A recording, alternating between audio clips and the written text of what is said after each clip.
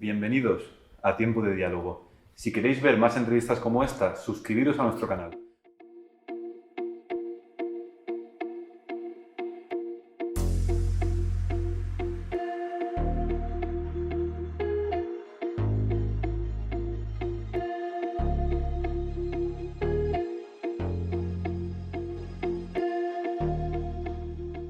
Cuando Íñigo Errejón decidió fundar Más País y volver a la política nacional, dejó su puesto al frente de Más Madrid en la Asamblea.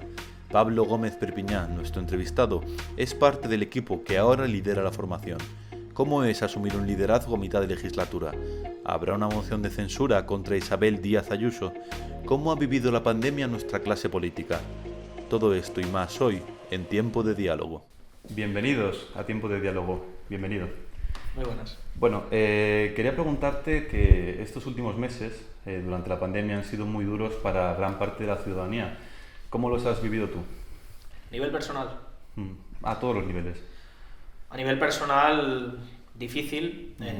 La verdad que no me gusta ser excesivamente quejica, sobre todo teniendo en cuenta que yo también he tenido gente en mi entorno que sin duda lo ha pasado personalmente muy mal. Ha muerto mucha gente ha pasado días duros en el hospital. Yo afortunadamente no he tenido que pasar por eso, por tanto en cierta medida me siento privilegiado desde ese punto de vista. En lo que tiene que ver con medicación, digamos, política, han sido semanas o ya meses de una dedicación muy intensa, combinando momentos de gran preocupación con momentos de gran indignación, y sobre todo, quizás por concluir algo, me ha quedado en muchas ocasiones la sensación de que una parte del dolor que ha sentido la población en la Comunidad de Madrid era evitable. Hay una parte que seguramente no, que tiene que ver con la pandemia, que tiene que ver con un virus absolutamente desgraciado, pero hay otra parte que depende de la gestión pública, que se podría haber hecho mejor. Hablando de la indignación y la gestión pública, hace unas semanas vimos que hubo una fiesta organizada por el periódico El Español al que asistieron ministros y representantes de varios partidos políticos. ¿Crees que tendría que haber habido alguna dimisión por ese acto? Lo que sí que tengo claro es que en estos momentos, para pedirle más esfuerzos a la ciudadanía, que ya lleva muchos meses haciendo esfuerzos grandes, pero para seguir pidiéndole esfuerzos es importante que quienes tienen responsabilidades políticas tengan un comportamiento ejemplar. Y lo que es evidente es que hay algunos dirigentes que no lo han tenido. Hemos visto a la presidenta de la Comunidad de Madrid y al alcalde de Madrid cargar con dureza contra el gobierno de España, a la vez que asistían a un cóctel en el Casino de Madrid. Creo que este tipo de comportamientos generan una gran incomprensión por parte de la ciudadanía y que desde luego no contribuyen a que la gente en estos momentos verdaderamente esté comprometida con el objetivo, que no puede ser otro de forma prioritaria que atajar este virus. Por tanto, para exigirle a los demás algo, lo primero que hay que hacer es predicar con el ejemplo. ¿Cree que los asistentes con responsabilidades tendrían que haber dimitido? No sé si la dimisión es la respuesta adecuada a una situación como esta. Lo que sí que tengo claro es que la ejemplaridad es exigible a cualquier cargo público, y sobre todo en medio de una pandemia en la que, en definitiva, de cumplir con estas normas depende la vida de tanta gente. Creo que lo razonable es que todos se lo exijamos al de al lado, pero para exigirlo al de al lado primero hay que empezar cumpliendo uno mismo. ¿Y cuál ha sido el momento más duro que ha pasado usted durante la pandemia? Seguramente hubo un jueves por la mañana un pleno que teníamos en la Asamblea de Madrid, y justamente después de mi intervención con la presidenta me tuve que ausentar porque había fallecido un familiar que vivía en una residencia de mayores. Fue una cosa imprevista por la que seguramente ha tenido que pasar demasiada gente en la Comunidad de Madrid, y evidentemente a nivel personal ha sido lo más difícil. ¿Cree que la pandemia une en cierto nivel lo personal y lo político? Bueno, la pandemia lo que demuestra es que al final, más allá de las palabras, más allá de las ideas que cada uno defienda, más allá de, en definitiva, el traje que cada uno quiera ponerse cada mañana, todos estamos expuestos a una serie de circunstancias que nos igualan y que también nos exigen compromiso por igual a efectos de poder hacer frente a este reto. Por eso nosotros no hemos estado de acuerdo cuando Isabel Díaz Ayuso pretendía dar una respuesta a la pandemia que privilegiaba determinados barrios en Madrid y castigaba con dureza a otros. Nosotros hemos entendido lo que los expertos decían desde el primer momento. Esto es una transmisión comunitaria, este es un problema global que tenemos que enfrentarlo arrimando el hombro todos por igual. Y bueno, ese es nuestro análisis y ese es particularmente el mío y bueno, son un poco las ideas que hemos defendido. ¿Y cuál ha sido la medida de la que se siente más orgulloso de su grupo parlamentario? De las cosas que nosotros hemos demandado, nosotros evidentemente somos oposición, las medidas las ha adoptado el gobierno, pues nosotros pedimos una cosa que no cumplió el gobierno de la Comunidad de Madrid. La pedimos con mucha tristeza porque no la deseábamos, pero nos vimos obligados a ella como consecuencia de la falta de responsabilidad de un gobierno que se pasó el verano de brazos cruzados.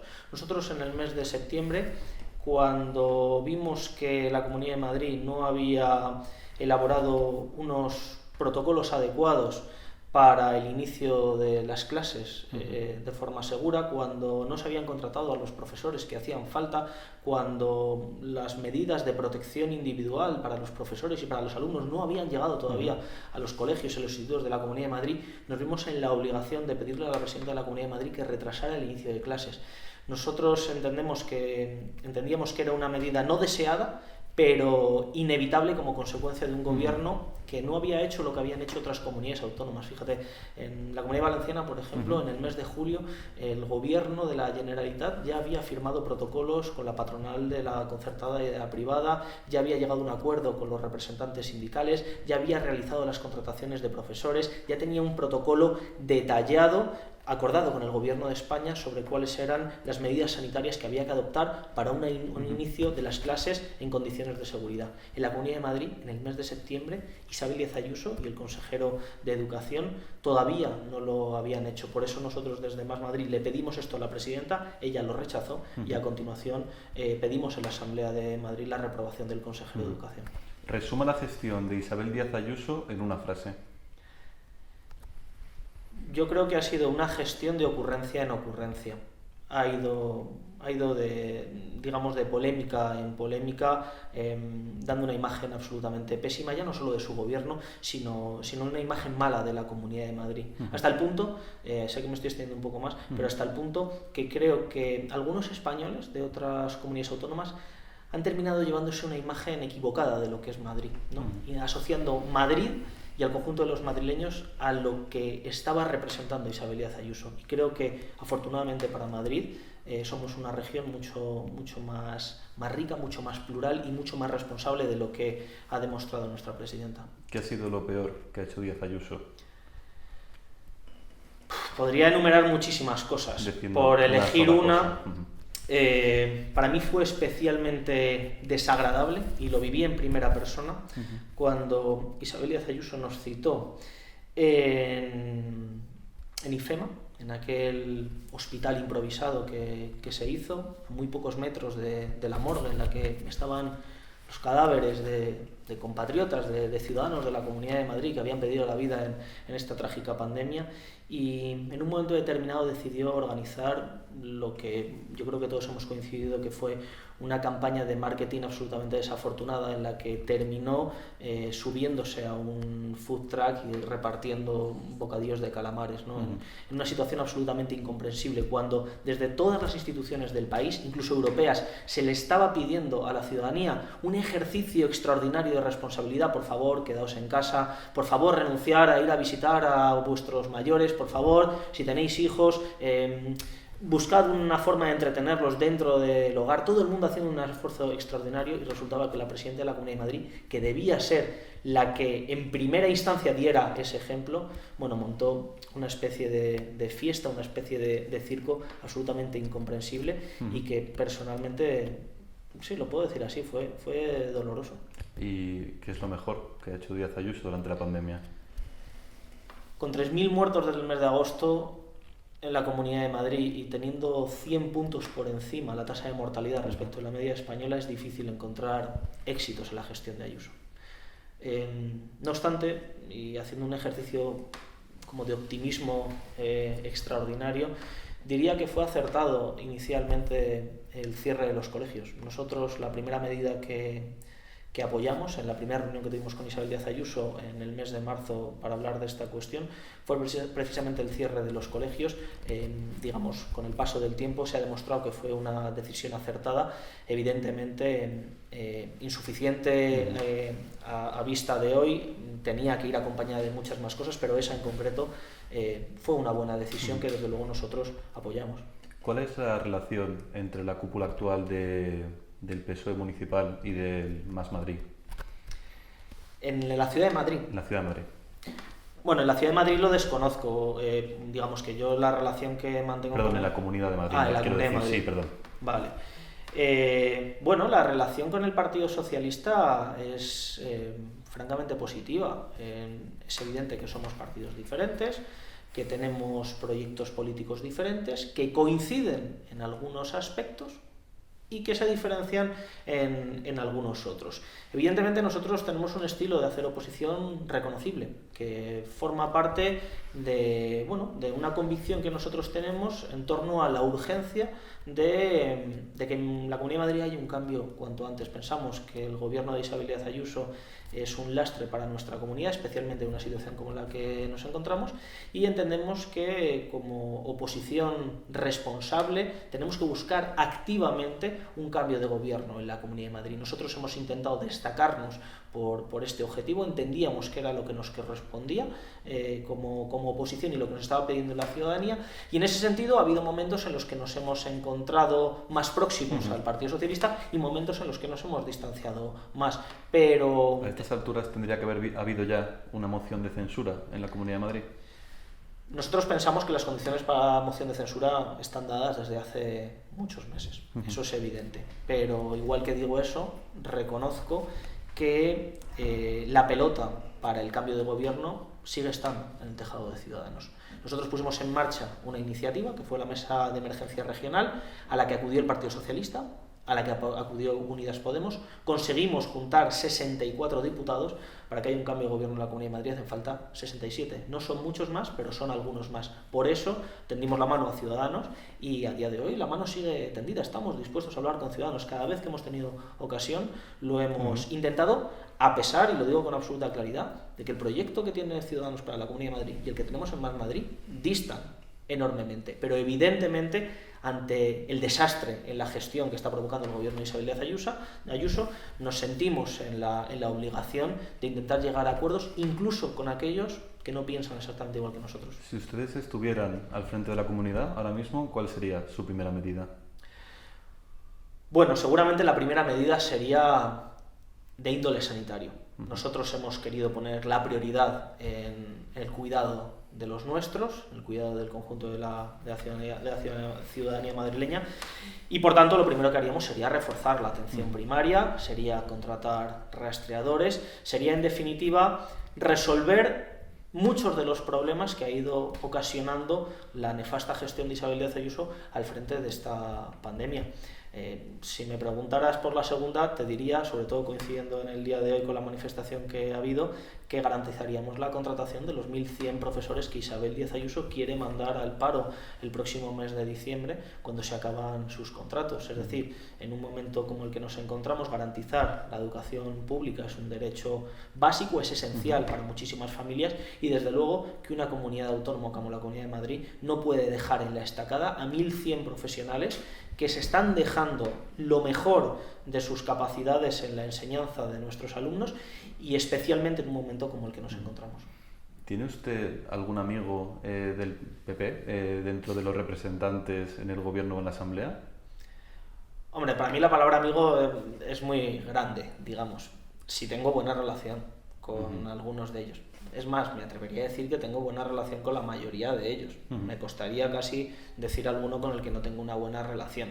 Pero evidentemente con quien decido pasar mi tiempo libre o con quien decido bueno, ahora mismo más difícil, pero en condiciones normales salir a tomar unas cañas, pues seguramente no son cargos públicos y tampoco son cargos públicos del Partido Popular. Pero si en algún momento se diera esas circunstancias para la amistad, pues para mí tampoco sería un inconveniente, vaya.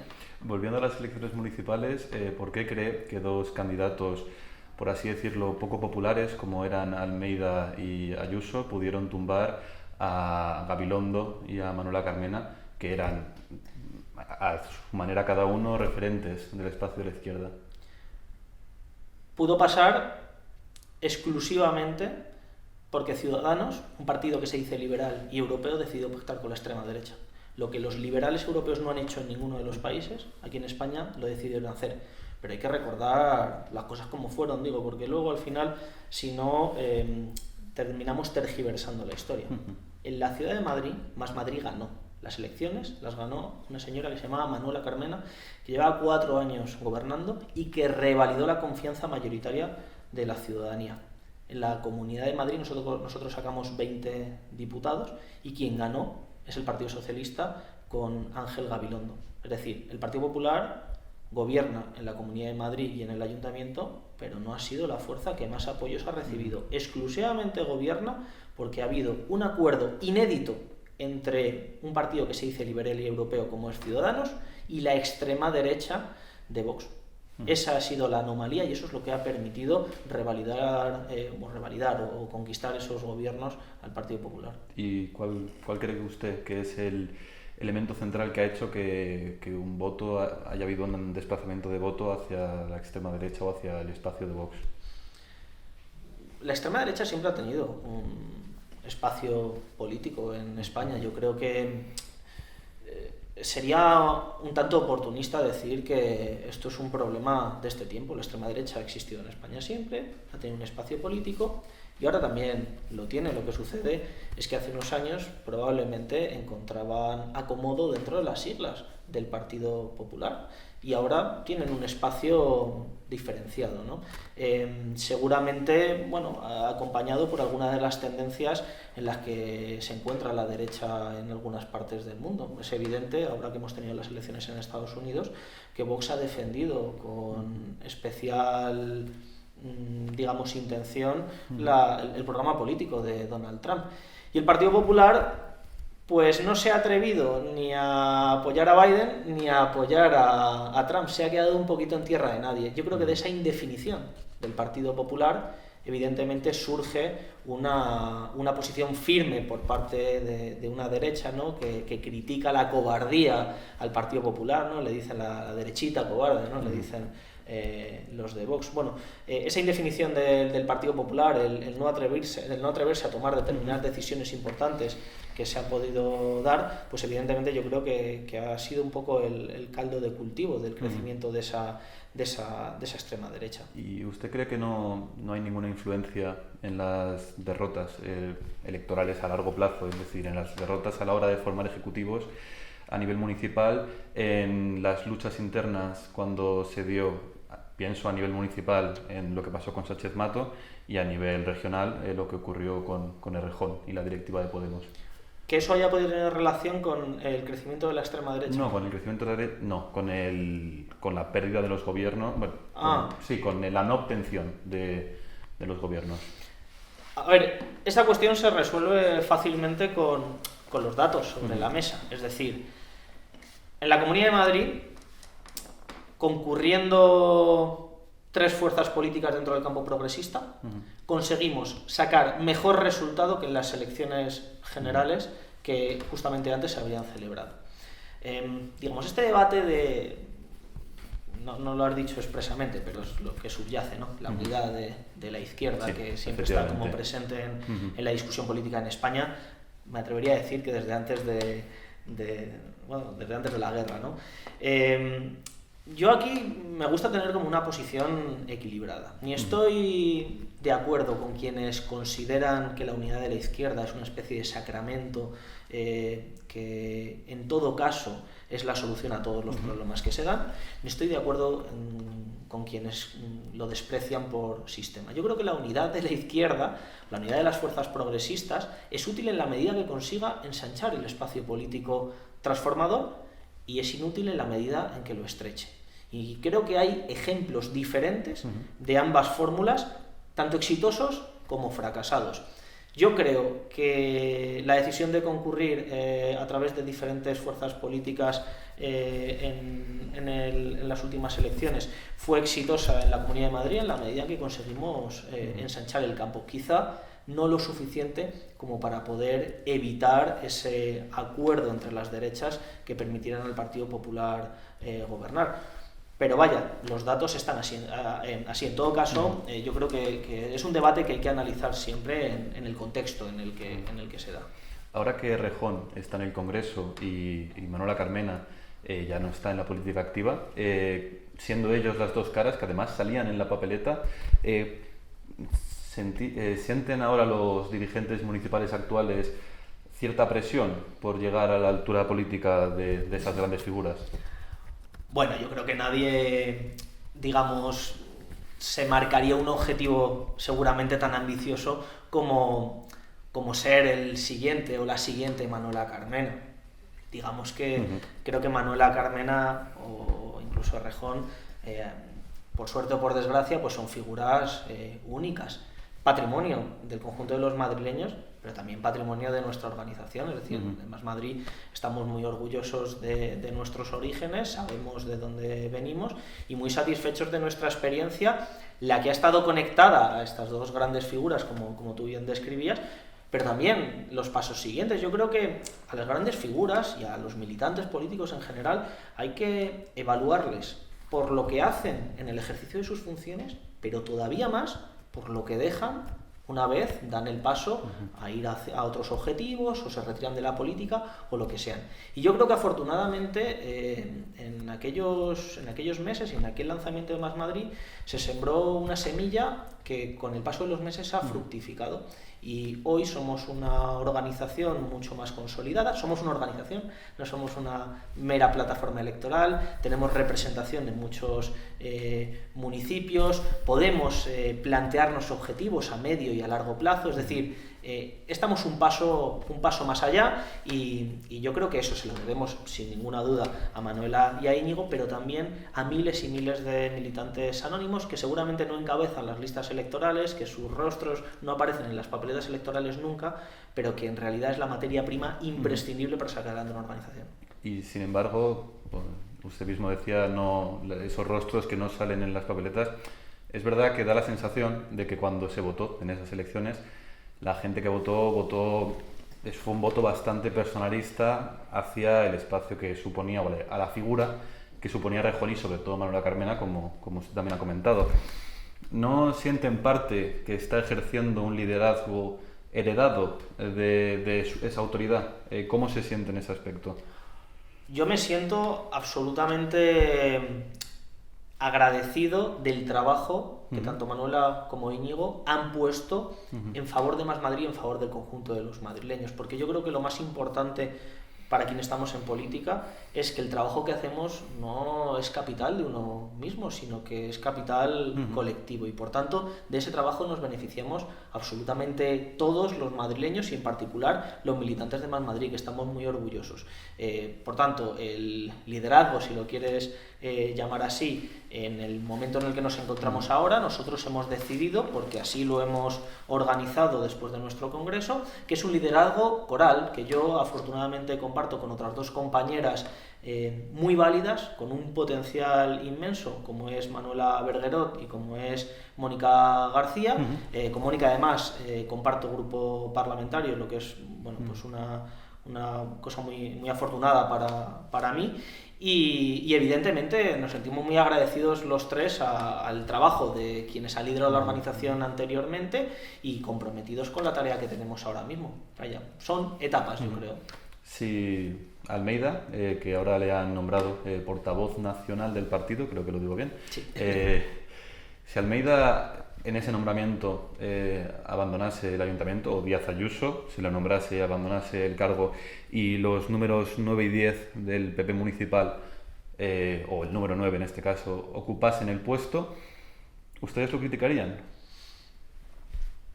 O sea, no he entendido bien la... Quiero decir, si lo que ha pasado con Errejón, que ha pasado de ser el candidato en las elecciones a que actualmente la representante sea Mónica García.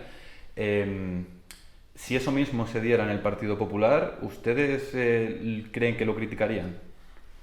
Yo creo que lo que primero pediría, evidentemente, si Isabel Díaz Ayuso decidiera dimitir, es o bien convocatoria de elecciones, o bien lo que pediría es que el señor Gabilondo diera un paso al frente y pudiéramos formar un gobierno alternativo, que yo creo que hay una mayoría para ello, del mismo modo que en el caso del señor Almeida. Es decir, no veo por qué los madrileños o las madrileñas tenemos que estar condenados a un gobierno que sea o que esté secuestrado por unos poquitos votos y unos poquitos concejales y diputados de la extrema derecha. Es que ahora mismo en la Comunidad de Madrid se da una situación que seguramente mucha gente que nos vaya a escuchar no es consciente. Los presupuestos autonómicos, es decir, en lo que se va a gastar el dinero en la Comunidad de Madrid, las políticas públicas, las va a decidir una señora que se llama Rocío Monasterio. Esto es así, mientras Ayuso sea presidenta. Por tanto, si en la cabeza de Ayuso, y si nos escucha, lo está oyendo y tiene la posibilidad de irse, que no espere más, que se vaya, y yo lo que le diré al día siguiente inmediatamente al señor Gabilondo es que nos pongamos de acuerdo para formar un gobierno alternativo. ¿Va a ser Mónica García la candidata a las elecciones municipales, a las siguientes? A las elecciones autonómicas, sí, perdón. Queda una barbaridad. Sería un atrevimiento por mi parte hablar o pensar en elecciones, como seguramente te imaginarás. Nosotros tenemos ahora puestos todos los ojos, toda la atención en la pandemia. Si te digo, evidentemente, que Mónica es uno de los grandes valores que tiene Más Madrid, que para nosotros es una suerte contar con ella, no de ahora, sino desde hace mucho tiempo, y que evidentemente sería una magnífica noticia para todos que la próxima presidenta de la Comunidad de Madrid no solo fuera una mujer, sino que fuera una médico de la sanidad pública. Yo creo que sería algo que ilusionaría a mucha gente. ¿Por qué decidieron llamarse Más País en vez de Más España? Más País te refieres a la plataforma que utilizamos para presentarnos sí. a nivel nacional. Bueno, la verdad que yo creo que son sinónimos. Para mí no implicaría absolutamente nada, ni desde el punto de vista del lenguaje, ni desde el punto de vista político, llamarnos Más País o llamarnos Más España. Yo no conozco Más País como madrileño que España y yo lo utilizo indistintamente.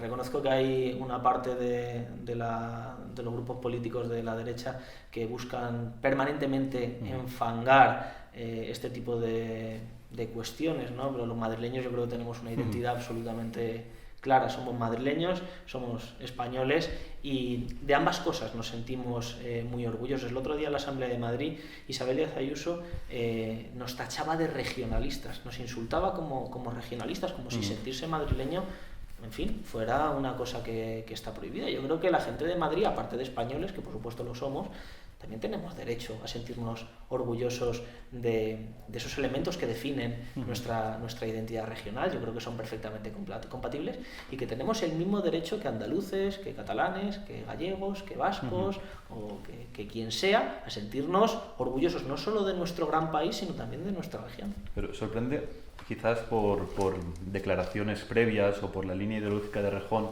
que muchas veces había hablado de no ceder la hegemonía de lo patriótico, de lo nacional, de lo español a la derecha, que cuando llega el momento a decidir ahí, acabe decidiéndose por Más País. ¿Cree que habrían tenido los mismos resultados electorales, llamándose de las dos maneras?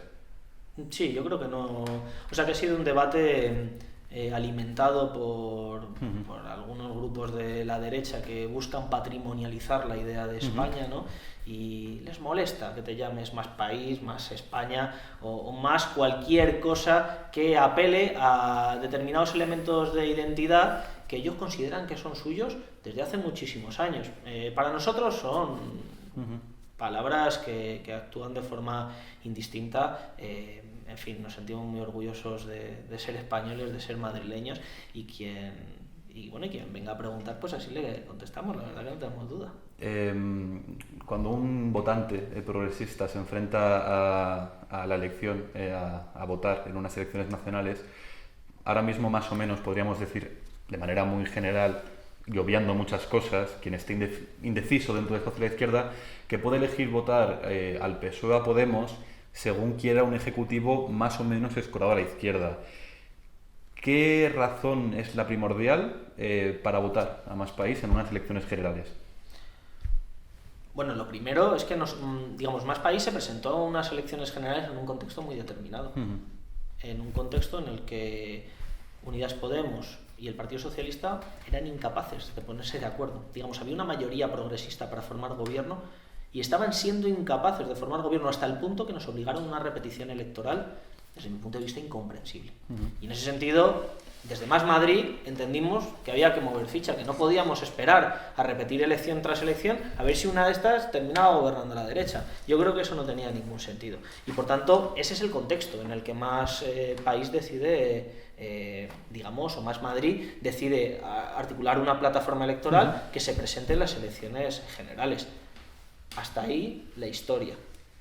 Lo que viene después de eso es una organización regional que se llama Más Madrid, que se ha construido en la Comunidad de Madrid, que tiene anclaje territorial en los municipios y los distritos de la Comunidad de Madrid y que tiene todo su esfuerzo y sus ojos puestos en la Comunidad de Madrid.